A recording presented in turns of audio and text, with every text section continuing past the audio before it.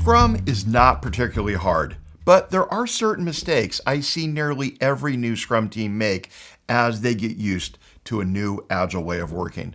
From letting work take more than one sprint to skipping retrospectives, these mistakes cause frustration and can severely impair a team, keeping it from becoming as good as it can be. Hi, I'm Mike Cohn, and I'm the author of 3 best-selling books on Agile and Scrum. I help teams succeed with Agile.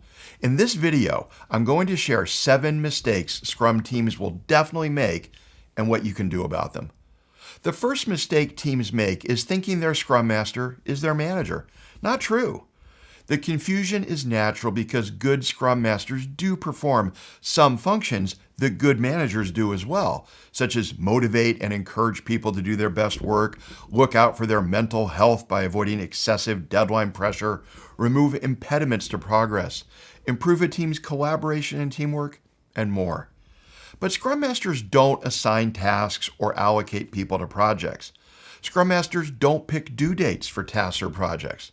And most importantly, a Scrum Master does not assume responsibility for a team's work. That responsibility resides with the team members. If you find your teammates acting as though the Scrum Master is their manager, discuss it immediately rather than waiting for a retrospective. Teams who view their Scrum Master as a manager are most prone to mistake number 2, thinking the daily Scrum is for the Scrum Master. I get it, the daily Scrum can easily be misinterpreted as just another status meeting, but it's not.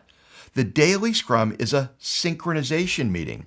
Team members talk daily, usually touching on progress since the last meeting, plans for the new day, and any problems with which they would like help.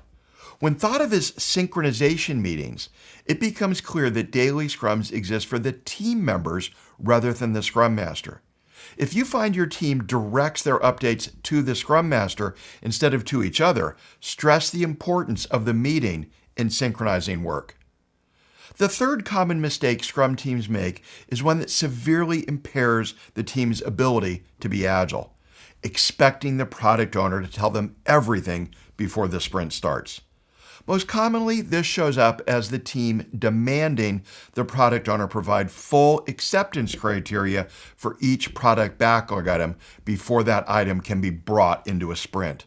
This is a step back toward a waterfall or sequential approach because it essentially establishes a gate at the start of a sprint.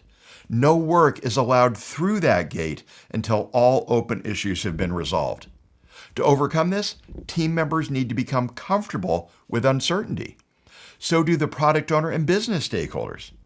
When backlog items are brought into a sprint and open issues remain, there will be times when those items are not finished in the sprint. That's okay. The alternative is slowing work down by trying to think of everything up front. The fourth common Scrum team mistake is wanting to work on big items that span sprints. I can completely relate to this. When I started doing Scrum, some of my product backlog items were too big to fit into 4-week sprints. Over time, I learned ways to split that work into smaller pieces.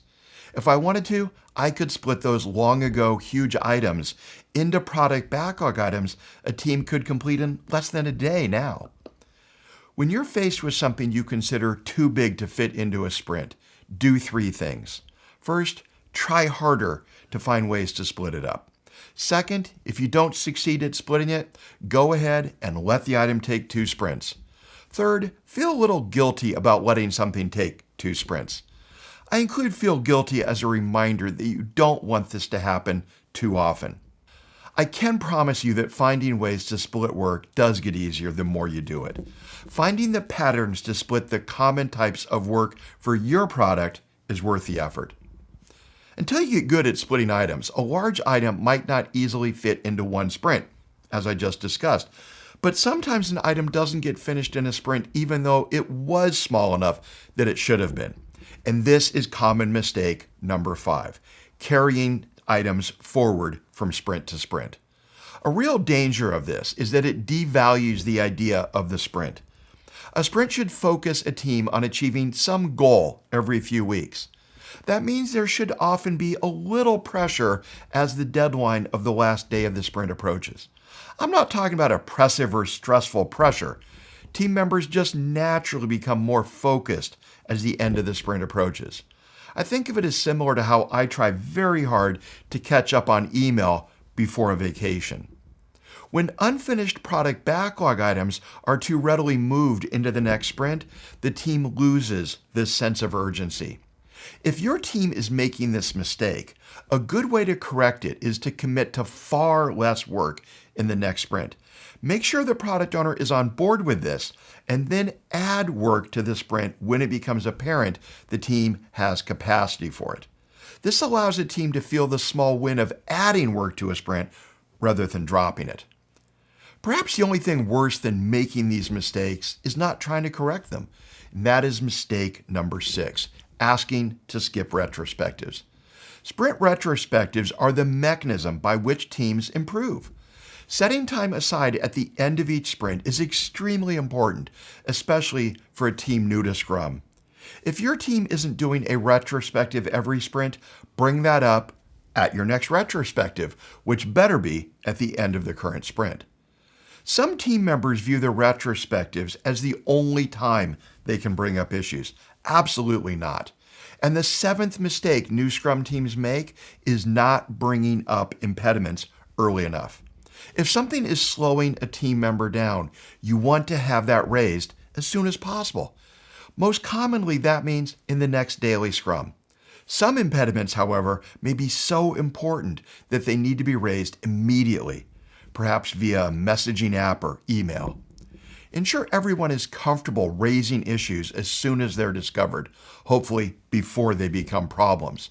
You want to avoid a shoot the messenger culture in which the person who raises the issue is blamed for it. What other mistakes have you seen Scrum teams make? Let me know in the comments and I'll make some new videos on how to address some of those mistakes. This video is part of a 3-part series. Be sure to check out the 7 mistakes Scrum Masters and product owners make by clicking the links. Don't forget to subscribe so you don't miss out on future tips to help you succeed with Agile. Thank you for watching, and I'll see you next time.